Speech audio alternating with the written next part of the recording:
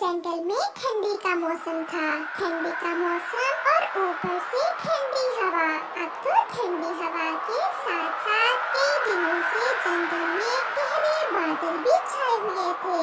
कई दिन धूप ना निकलने से ठंड बहुत बढ़ गई थी। फिर कुकू की मम्मा कबूतर के पास जाती है जो जंगल में बढ़ रही था और पक्षियों के घरों की मरम्मत करने का काम करता था। चिड़िया, छत की मरम्मत तो मैं कर दूंगा, परंतु महंगाई बहुत है। मैं पूरे 100 रुपए लूंगा। कबूतर भैया, मेरे पास तो केवल 20 रुपए ही हैं। 20 रुपए तो बहुत कम है। इतने में मैं आपके घर की छत मरम्मत नहीं कर सकता। नहीं नहीं पति जी, चिड़िया मेरी पुरानी जानने वाली है। हम चिड़िया के घर की छत की मरम्मत 20 रुपए में ही कर देंगे। आपका बहुत बहुत धन्यवाद लूसी बहन। ये ले 20 रुपए और अपने पति से कहें मेरे घर का काम अच्छे से कर दे। फिर चिड़िया 20 रुपए देकर वहाँ से चली जाती है। लूसी, क्या पागल हो गई हो? 20 रुपए से ज्यादा की तो लकड़ी लग जाएगी। हमें क्या मुनाफा होगा चिड़िया का घर ठीक करने में? पति जी, वो जो लकड़ी खराब है वो कई वर्षों से पड़ी है। आप इस खराब लकड़ी से ही चिड़िया के घर की छत मरम्मत कर दें। 20 रुपए तो मिले, वो लकड़ी भी तो हमारे किसी काम की नहीं है। लूसी, बात तो तुम्हारी ठीक है, मैं ऐसा ही करता हूँ। फिर कबूतर अपना सामान लेता है और चिड़िया के घर की छत मरम्मत करने निकल जाता है। कबूतर पुरानी और खराब लकड़ी लगाकर चिड़िया के घर की छत मरम्मत कर देता है। बेचारी चिड़िया ये बात नहीं जानती थी कि कबूतर ने तो खराब लकड़ी से उसके घर की छत मरम्मत की है। वो खुश हो जाती है। कबूतर भैया, आप बहुत अच्छे हो जो कम पैसों में ही मेरे घर को ठीक कर दिया। तुम्हारी भाभी लूसी के कहने पर मैंने ये काम किया है, वरना मैं तो 100 से कम में ये काम नहीं करता। फिर चिड़िया के पास घर में थोड़ा सा लाल रंग पड़ा था। चिड़िया अपने पूरे घर को रंग कर लेती है, जिससे दिखने में घर बहुत सुंदर दिखता है।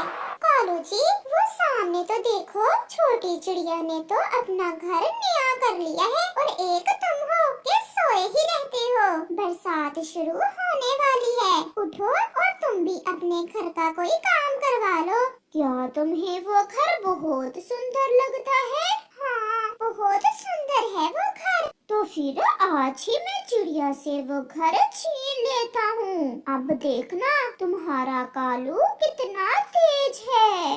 ऐसा कहते हुए कालू कौवा चिड़िया के पास जाता है। चिड़िया, जल्दी जाओ, जल्दी, तुम्हारी माँ तो बहुत बीमार है। मैं आज ही तुम्हारी माँ वाले जंगल से आया हूँ। उसे तेज बुखार के साथ साथ खांसी भी है। मैं भी कहूँ, मुझे कल से नींद क्यों नहीं आ रही? मैं अभी जाती हूँ कालू भैया। मम्मा, मम्मा, मैं भी साथ जाऊंगा। फिर चिड़िया अपने बेटे को साथ लेकर वहाँ से उड़ती है। बेचारी पागल चिड़िया, ये क्या जाने कि मैं तो इसके घर पर कब्जा करने वाला हूँ। कितना सुंदर लाल रंग का घर है चिड़िया का। कालू जी, क्या बना? क्या चली गई चिड़िया अपनी माँ वाले जंगल? हाँ, वो तो ऐसे रो रही थी जैसे उसकी माँ सच में बीमार हो। ऐसा कहते हुए वो दोनों हंसने लग जाते हैं। आप जल्दी से अपना भोजन उठाओ और चिड़िया के घर चलें। जब चिड़िया आएगी तो हम दरवाजा ही नहीं खोलेंगे। रानो, इतने खराब मौसम में आप यहाँ कैसे आई हो? माँ, मुझे कालू कौवे ने बताया है कि आपको तेज बुखार है और आप मुझे बुला रही हैं। नहीं मेरी बेटी, मैं तो अच्छी भली हूँ। मैं तो अभी अभी अपना भोजन भी खुद लेकर आई हूँ। तो मम्मा, कौवे अंकल ने हमसे झूठ क्यों बोला? वो दुष्ट कौवा बहुत शैतान है, वो हमें उल्लू बना रहा होगा। बेटी, अब तो रात होने वाली है। आप आज की रात हमारे घर में ही रहें और फिर सुबह होते ही वापस चली जाना। नैनो, नैनो, मैं